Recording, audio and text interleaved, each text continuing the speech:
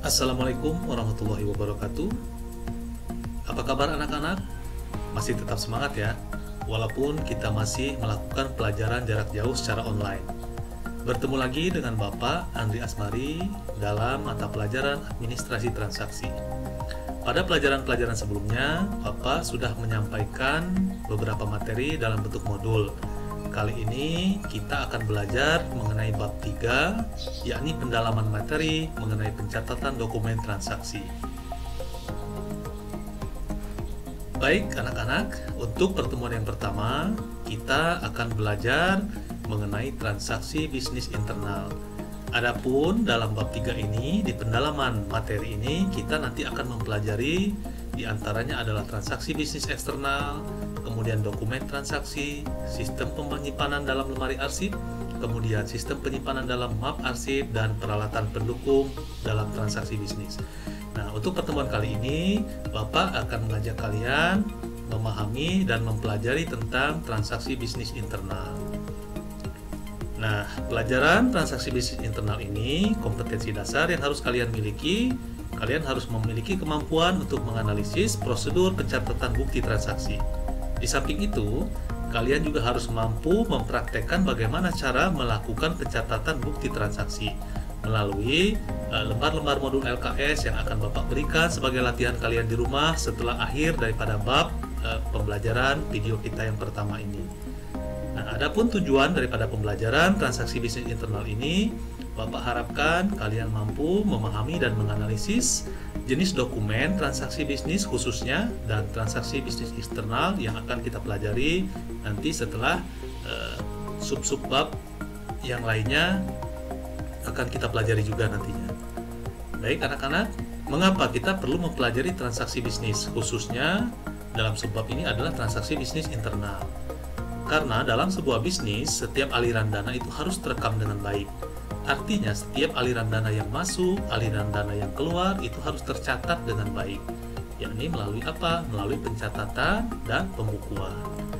Nah, catatan mengenai setiap transaksi itu, baik yang berupa pembayaran, pemasukan, maupun pembiayaan lainnya dalam perusahaan akan berguna untuk mengevaluasi performa suatu bisnis. Artinya, maju mundurnya suatu perusahaan itu bisa terlihat dari catatan-catatan atau rekap-rekap atau data-data yang masuk, baik itu berupa pembayaran, pemasukan, maupun pembiayaan lainnya. Nah, catatan tersebut berguna untuk mengevaluasi performa suatu bisnis. Di samping itu, juga catatan-catatan tersebut menjadi dasar untuk mengambil keputusan suatu bisnis. Artinya, ketika kita menjalankan sebuah perusahaan atau menjalankan suatu bisnis, nah dengan catatan tersebut, kita bisa mengambil kesimpulan apakah bisnis tersebut layak untuk kita teruskan, ataukah kita akan berganti dengan bisnis yang lain. Atau ketika kita melaunching suatu produk misalnya, nah dengan catatan-catatan yang kita miliki, kita bisa mengevaluasi apakah produk tersebut laku di pasaran, apakah layak kita perbanyak, ataukah kita cukupkan saja, kita ganti dengan produk yang baru. Nah, ini mengindikasikan bahwa dalam sebuah bisnis itu setiap aliran dana itu harus kita rekam atau harus kita catat dengan baik. Baik anak-anak, saat ini transaksi bisnis itu sudah mengalami inovasi, sudah mengalami perubahan. Bahkan mungkin kalian juga saat ini mulai merasakan yang tadinya kita biasa belanja secara langsung, misalnya kita bertemu dengan yang menjual, kemudian kita melakukan pembayaran secara langsung. Saat ini sudah berubah dengan cara pembayaran transfer misalnya. Walaupun antara pembayaran langsung dengan pembayaran transfer ini masih terdapat kelebihan dan kekurangan. Namun sekarang pada kenyataannya kita bisa menyaksikan dan bisa melihat bahwa pembayaran transfer tersebut sudah mulai banyak digunakan di transaksi-transaksi pada era sekarang ini. Kemudian belanja juga secara langsung yang tadinya kita datang langsung ke pasar misalnya. Nah, sekarang sudah perlahan mulai berubah. Banyak orang-orang sudah mulai menggunakan fasilitas-fasilitas gadgetnya untuk melakukan pembelanjaan secara online. Nah, ini pun artinya perubahan-perubahan tersebut merupakan sebuah inovasi dalam transaksi bisnis. Nah, tren saat ini dalam berbelanja, kita bisa belanja melalui handphone. Melalui apa biasanya? Kita belanja lewat marketplace yang sudah ada. Misal, kita bisa belanja di Lazada, kemudian di Shopee misalnya, atau di Tokopedia, blibli.com, kemudian JD ID, Zalora, dan lain sebagainya. Itu merupakan marketplace yang ada yang biasanya kita install di dalam gadget atau handphone kita. Mungkin Bapak rasa kalian juga pernah melakukan pembelanjaan secara online melalui handphone kalian. Kenapa hal ini dilakukan? Karena semua ini memberikan kita kemudahan. Tetapi di samping kemudahan, tentu saja ada kelebihan dan kekurangan daripada belanja secara online tersebut. Nah, kemudian dari hasil-hasil pembelanjaan tersebut itu harus tercatat dalam bentuk dokumen. Kenapa? Seperti yang Bapak jelaskan di awal, agar setiap pencatatan tersebut merupakan dasar kita untuk mengevaluasi bisnis kita.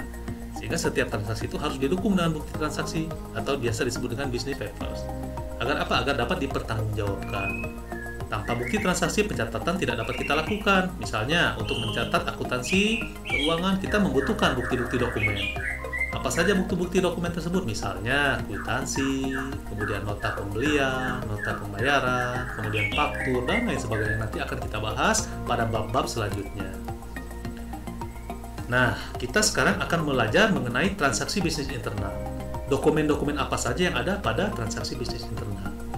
Transaksi bisnis internal ini adalah transaksi yang dibuat dan beredar di lingkungan perusahaan dan tidak berhubungan dengan pihak luar. Artinya, transaksi-transaksi tersebut dicatat, didokumentasikan, itu biasanya beredar di lingkungan saja, di lingkungan perusahaan kita.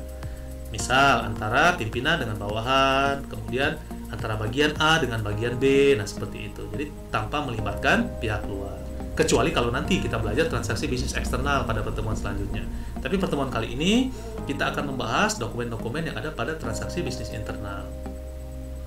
Nah, transaksi bisnis internal ini biasanya berupa perintah dari satu bagian ke bagian yang lain, atau perintah dari atasan kepada bagian yang ada pada perusahaan. Biasanya berupa bukti memorial atau memo. Nah, memo ini apa?